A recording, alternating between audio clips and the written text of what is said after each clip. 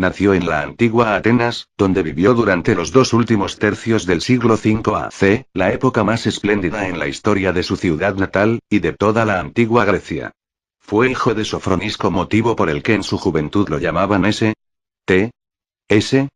F. S. Sócrates Sofronisco Sócrates, hijo de Sofronisco, de profesión cantero, y de Fainárate, comadrona, emparentados con Arístides el Justo. Según Plutarco, cuando Sócrates nació, su padre recibió del oráculo el consejo de dejar crecer a su hijo a su aire, sin oponerse a su voluntad ni reprimirle sus impulsos. No obstante, ni Jenofonte ni Platón mencionan esta intervención del oráculo, lo que hace pensar que pueda ser una tradición popular muy posterior. Desde muy joven, llamó la atención de los que lo rodeaban por la agudeza de sus razonamientos y su facilidad de palabra, además de la fina ironía con la que salpicaba sus tertulias con los ciudadanos jóvenes aristocráticos de Atenas, a quienes les preguntaba sobre su confianza en opiniones populares, aunque muy a menudo él no les ofrecía ninguna enseñanza. Tuvo por maestro al filósofo Arquelao, quien lo introdujo en las reflexiones sobre la física y la moral. Se casó con Xantipa, o Jantipa, que era de familia noble. Según una tradición antigua, trataba muy mal al filósofo, aunque en realidad Platón muestra, al narrar la muerte de Sócrates en el Fedón, una relación normal e incluso buena entre los dos. Su inconformismo lo impulsó a oponerse a la ignorancia popular y al conocimiento de los que se decían sabios, aunque él mismo no se consideraba un sabio, aun cuando uno de sus mejores amigos, Querefonte, le preguntó al oráculo de Delfos si había alguien más sabio que Sócrates, y la pitonisa le contestó que no había ningún griego más sabio que él. Apología 21a. Al escuchar lo sucedido, Sócrates dudó del oráculo, y comenzó a buscar a alguien más sabio que él entre los personajes más renombrados de su época, pero se dio cuenta de que en realidad creían saber más de lo que realmente sabían. Filósofos, poetas y artistas, todos creían tener una gran sabiduría, en cambio, Sócrates era consciente tanto de la ignorancia que le rodeaba como de la suya propia. Esto lo llevó a tratar de hacer pensar a la gente y hacerles ver el conocimiento real que tenían sobre las cosas.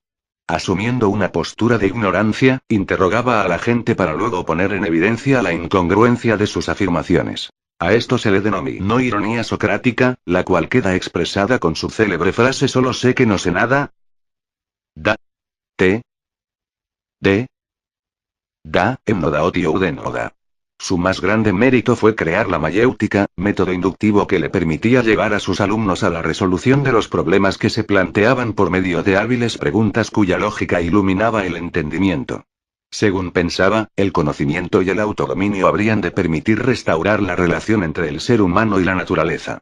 La sabiduría de Sócrates no consiste en la simple acumulación de conocimientos, sino en revisar los conocimientos que se tienen y a partir de ahí construir conocimientos más sólidos.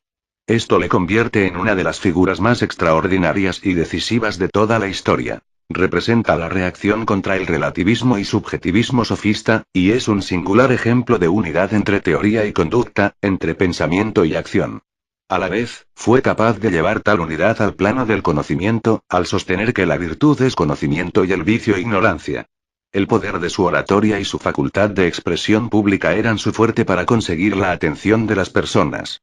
Sócrates no escribió ninguna obra porque creía que cada uno debía desarrollar sus propias ideas. Conocemos en parte sus ideas desde los testimonios de sus discípulos. Platón, Jenofonte, Aristipo y Antístenes, sobre todo. Tales testimonios no son convergentes, por lo que no resulta fácil conocer cuál fue el verdadero pensamiento de Sócrates.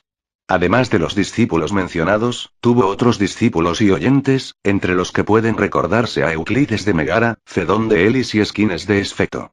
Aunque durante la primera parte de su vida fue un patriota y un hombre de profundas convicciones religiosas, Sócrates sufrió sin embargo la desconfianza de muchos de sus contemporáneos, a los que les disgustaba la nueva postura que tomó frente al Estado ateniense y la religión establecida, principalmente en contra de las creencias metafísicas de Sócrates, que planteaban una existencia etérea sin el consentimiento de ningún dios como figura explícita. Fue acusado en el 399 a.C. de despreciar a los dioses y corromper la moral de la juventud, alejándola de los principios de la democracia. La Apología de Platón recoge lo esencial de la defensa de Sócrates en su propio juicio. Una valiente reivindicación de toda su vida. Fue condenado a muerte, aunque la sentencia solo logró una escasa mayoría. Cuando, de acuerdo con la práctica legal de Atenas, Sócrates hizo una réplica irónica a la sentencia de muerte del tribunal proponiendo pagar tan solo una pequeña multa dado el escaso valor que tenía para el Estado un hombre dotado de una misión filosófica, enfadó tanto al jurado que éste volvió a votar a favor de la pena de muerte por una abultada mayoría. Los amigos de Sócrates planearon su huida de la prisión pero prefirió acatar la ley y murió por ello. Pasó sus últimos días con sus amigos y seguidores. El envenenamiento por cicuta era un método empleado habitualmente por los griegos para ejecutar las sentencias de pena de muerte. Sócrates fue juzgado y, declarado culpable, cumplió esta pena en el año 399 AC. Murió a los 70 años de edad, aceptando serenamente esta condena, método elegido por un tribunal que le juzgó por no reconocer a los dioses atenienses y corromper a la juventud. Según relata Platón en la apología que dejó de su maestro, este pudo haber eludido la condena, gracias a los amigos que aún conservaba, pero prefirió acatarla y morir. A su muerte surgen las escuelas socráticas, la Academia Platónica, las menores, 2 de moral y 2 de dialéctica, que tuvieron en común la búsqueda de la virtud a través del conocimiento de lo bueno. Platón no pudo asistir a los últimos instantes y estos fueron reconstituidos en el Fedón, según la narración de varios discípulos. Aquí está el paso que describe los síntomas. Él paseó, y cuando dijo que le pesaban las piernas, se tendió boca arriba, pues así se lo había aconsejado el individuo. Y al mismo tiempo el que le había dado el veneno lo examinaba cogiéndole de rato en rato los pies y las piernas, y luego, apretándole con fuerza el pie, le preguntó si lo sentía, y él dijo que no. Y después de esto hizo lo mismo con sus pantorrillas, y ascendiendo de este modo nos dijo que se iba quedando frío y rígido. Mientras lo tanteaba nos dijo que, cuando eso le llegara al corazón, entonces se extinguiría. Ya estaba casi fría la zona del vientre, cuando descubriéndose, pues se había tapado, nos dijo, y fue lo último que habló: Critón, le debemos un gallo a Asclepio. Así que págaselo y no lo descuides. Así se hará, dijo Critón. Mira si quieres algo más. Pero a esta pregunta ya no respondió, sino que al poco rato tuvo un estremecimiento, y el hombre lo descubrió, y él tenía rígida la mirada. Al verlo, Critón le cerró la boca y los ojos. Este fue el fin, Equécrates, que tuvo nuestro amigo, el mejor hombre, podemos decir nosotros, de los que entonces conocimos, y, en modo muy destacado, el más inteligente y el más justo. Fedón.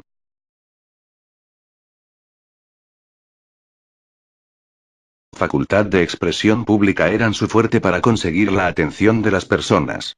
Sócrates no escribió ninguna obra porque creía que cada uno debía desarrollar sus propias ideas. Conocemos en parte sus ideas desde los testimonios de sus discípulos. Platón, Genofonte, Aristipo y Antístenes, sobre todo. Tales testimonios no son convergentes, por lo que no resulta fácil conocer cuál fue el verdadero pensamiento de Sócrates. Además de los discípulos mencionados, tuvo otros discípulos y oyentes, entre los que pueden recordarse a Euclides de Megara, Fedón de Elis y Esquines de Esfeto. Aunque durante la primera parte de su vida fue un patriota y un hombre de profundas convicciones religiosas, Sócrates sufrió sin embargo la desconfianza de muchos de sus contemporáneos, a los que les disgustaba la nueva postura que tomó frente al Estado ateniense y la religión establecida, principalmente en contra de las creencias metafísicas de Sócrates, que planteaban una existencia etérea sin el consentimiento de ningún dios como figura explícita. Fue acusado en el 399 AC de despreciar a los dioses y corromper la moral de la juventud, alejándola de los principios de la democracia.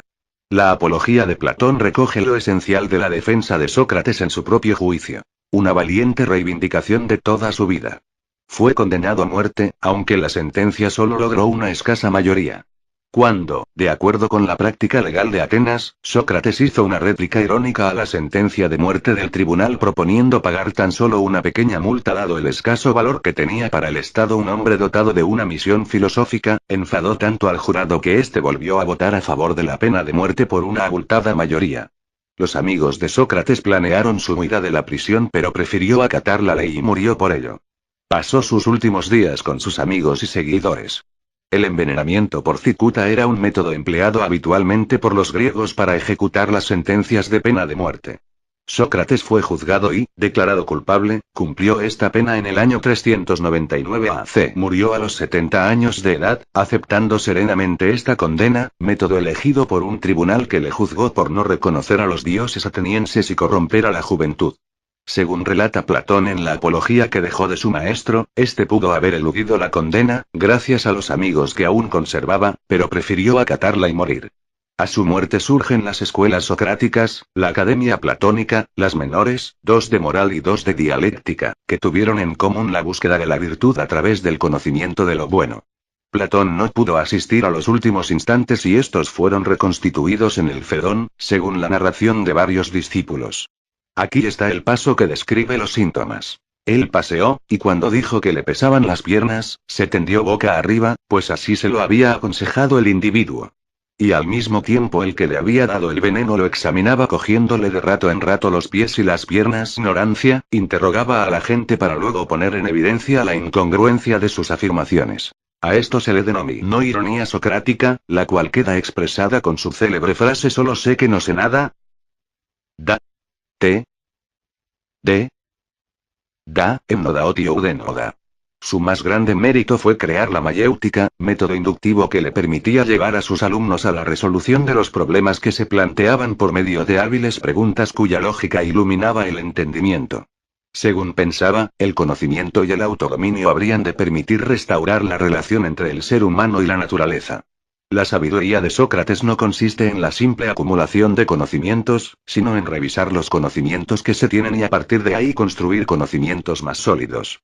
Esto le convierte en una de las figuras más extraordinarias y decisivas de toda la historia. Representa la reacción contra el relativismo y subjetivismo sofista, y es un singular ejemplo de unidad entre teoría y conducta, entre pensamiento y acción. A la vez, fue capaz de llevar tal unidad al plano del conocimiento, al sostener que la virtud es conocimiento y el vicio ignorancia. El poder de su oratoria y su facultad de expresión pública eran su fuerte para conseguir la atención de las personas.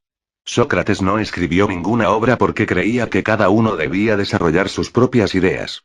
Conocemos en parte sus ideas desde los testimonios de sus discípulos. Platón, Genofonte, Aristipo y Antístenes, sobre todo.